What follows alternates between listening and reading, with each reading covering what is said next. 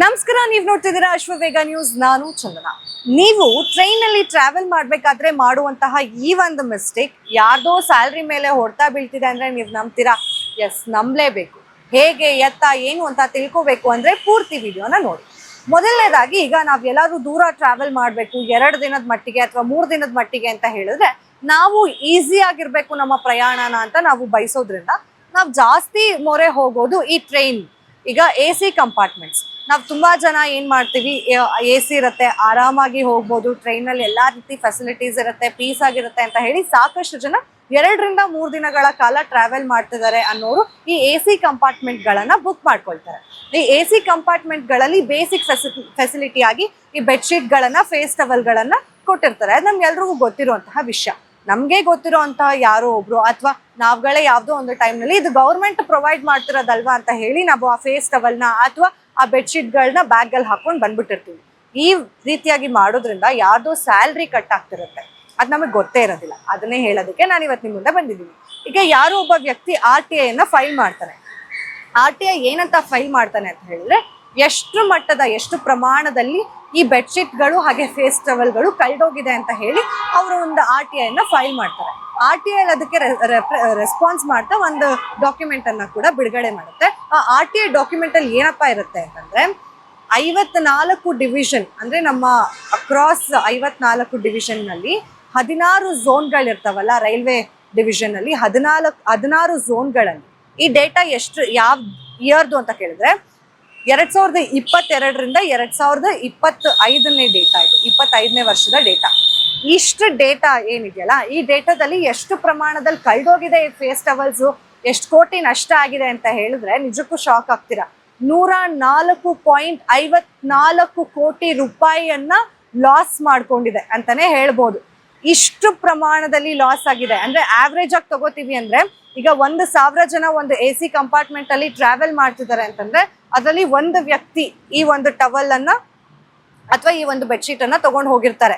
ಎಷ್ಟು ದಿನಕ್ಕೆ ಎಷ್ಟು ಟ್ರೈನ್ಗಳು ಓಡಾಡ್ತವೆ, ಅದರಲ್ಲಿ ಎಷ್ಟು AC ಕಂಪಾರ್ಟ್ಮೆಂಟ್ಗಳು ಇರ್ತವೆ, ಎಲ್ಲೆಲ್ಲಿಗೆ ಟ್ರಾವೆಲ್ ಮಾಡ್ತಿರ್ತಾರೆ ಅನ್ನೋದನ್ನ ನೀವೇ ಇಮ್ಯಾಜಿನ್ ಮಾಡ್ಕೋಬಹುದು. ಯಾಕಂದ್ರೆ ನಮ್ಮ ಇಂಡಿಯಾದಲ್ಲಿ ಟ್ರಾವೆಲಿಂಗ್ ಅನ್ನೋದು ತುಂಬಾ ಜಾಸ್ತಿ ಆಗಿದೆ ಇತ್ತೀಚೆಗೆ. ಅದರಲ್ಲೂ ಡೈಲಿ ಬೇಸಿಸ್ ಅಲ್ಲಿ ನೋಡಿದ್ರೆ ಸಾವಿರಾರು ಜನ, ಲಕ್ಷಾಂತರ ಜನ ಓಡಾಡ್ತಿರ್ತಾರೆ ಈ ಒಂದು ಟ್ರೈನ್ಗಳಲ್ಲಿ.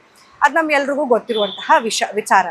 ಸೊ ಆವ್ರೇಜ್ ಆಗಿ 1,000 ಜನದಲ್ಲಿ ಒಬ್ಬ ವ್ಯಕ್ತಿ ಈ ತರ ಫೇಸ್ ಟವಲ್ ಅನ್ನ ಅಥವಾ ಬೆಡ್ಶೀಟ್ ಅನ್ನ ಕತ್ಕೊಂಡಿರೋದನ್ನೇ ನಾವು 2022 ಅಥವಾ 2025 ಈ ಒಂದು ಟೈಮ್ ಲೈನ್ ಅಲ್ಲಿ ಆಗಿರುವಂತಹ ಕಳ್ತನದ ನಷ್ಟ ನೋಡೋದಾದ್ರೆ 104.54 ಲಕ್ಷ ಕೋಟಿ, ಅಂದ್ರೆ 104.54 ಕೋಟಿ ಖರ್ಚಾಗಿದೆ ಅಂತ, ನಷ್ಟ ಆಗಿದೆ ಅಂತ.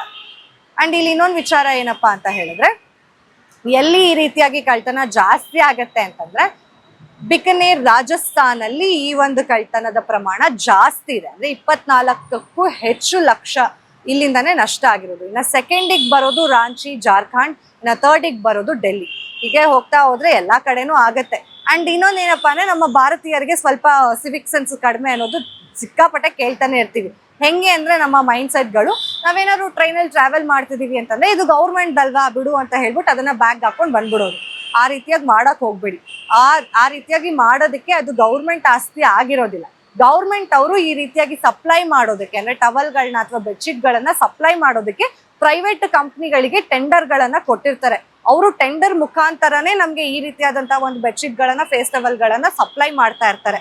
ಸೊ ಯಾವಾಗ ಆ ಅಟೆಂಡೆಂಟ್ಗಳು ಅಲ್ಲಿರ್ತಾರಲ್ಲ, ಈ ಟ್ರೈನ್ಗೆ ಅಂತ ಹೇಳಿ ಒಂದಷ್ಟು ಅಟೆಂಡೆಂಟ್ಗಳನ್ನ ಅವ್ರು ನೇಮಕ ಮಾಡಿರ್ತಾರೆ. ಆ ಅಟೆಂಡೆಂಟ್ಗಳು ಆ ರೀತಿಯಾದಂತಹ ಒಂದು ಫೇಸ್ ಟವಲ್ನ, ಬೆಡ್ಶೀಟ್ ಗಳನ್ನ ನಮಗೆ ಪ್ರೊವೈಡ್ ಮಾಡೋದು.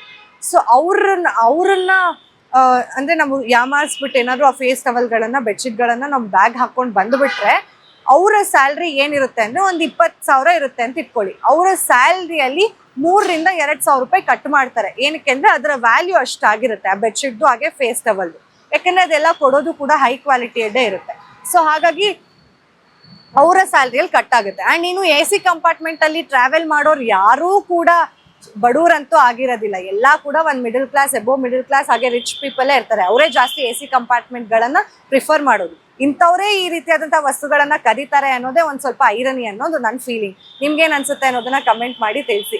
ಅಂಡ್ ಇನ್ನೊಂದು ವಿಷಯ ಏನಪ್ಪಾ ಅಂತ ಹೇಳಿದ್ರೆ ಸಿಕ್ಕಾಪಟ್ಟೆ ನಷ್ಟ ಆಗ್ತಾ ಇದೆ ಇದರಿಂದ. ಪ್ರತಿ ವರ್ಷ ಕೂಡ ಸಾಕಷ್ಟು ಜನ ಈ ರೀತಿಯಾಗಿ ಮಾಡೋದ್ರಿಂದ ಕತ್ಕೊಂಡು ಹೋಗ್ತಾ ಇದ್ದಾರೆ. ಅಂಡ್ ಇದನ್ನೆಲ್ಲ ತಡೆಗಟ್ಟಬೇಕು ಅಂತ ಹೇಳಿ CCTVಗಳನ್ನ ಅಳವಡಿಸೋದಕ್ಕೆ ಮುಂದಾಗ್ತಾ ಇದ್ದಾರೆ. ಅಂಡ್ ಆಲ್ಸೋ ಈಗ ನಾವೇನಾದ್ರೂ ಈಗ ನಮ್ಮ ಸ್ಟೇಷನ್ ಬರ್ತಿದೆ, ನಾವು ಆ ಸ್ಟೇಷನ್ ಇಂದ ಹೊರಗಡೆ ಬಂದ್ಬಿಡ್ಬೇಕು ಅಂತಂದಾಗ ಒಂದು 30 ಮಿನಿಟ್ಸ್ ಇದೆ ನಮ್ಮ ಸ್ಟೇಷನ್ ನ ರೀಚ್ ಆಗೋದಕ್ಕೆ. 30 ಮಿನಿಟ್ಸ್ ಮುಂಚೆನೇನೆ, ನಮ್ಮ ಸ್ಟೇಷನ್ ನ ರೀಚ್ ಆಗೋ 30 ಮಿನಿಟ್ಸ್ ಮುಂಚೆನೇನೆ ಆ ಟವಲ್ಗಳನ್ನ ಮತ್ತೆ ಹಾಗೆ ಬೆಡ್ಶೀಟ್ ಗಳನ್ನ ಕಲೆಕ್ಟ್ ಮಾಡೋದಕ್ಕೆ ಈಗ ಮುಂದಾಗಿದ್ದಾರೆ. ಇದು ಪ್ರಿವೆನ್ಷನ್ ಅಂತಾನೆ ಹೇಳ್ಬೋದು. ಸೊ ನಿಮ್ಗೆ ಏನ್ ಅನ್ಸುತ್ತೆ ಈ ವಿಚಾರದ ಬಗ್ಗೆ ಅನ್ನೋದನ್ನ ಕಮೆಂಟ್ ಮಾಡಿ ತಿಳಿಸಿ. ಮತ್ತೆ ಸಿಗೋಣ, ಅಲ್ಲಿವರೆಗೂ ನೋಡ್ತಾ ಇರಿ ಅಶ್ವವೇಗ ನ್ಯೂಸ್.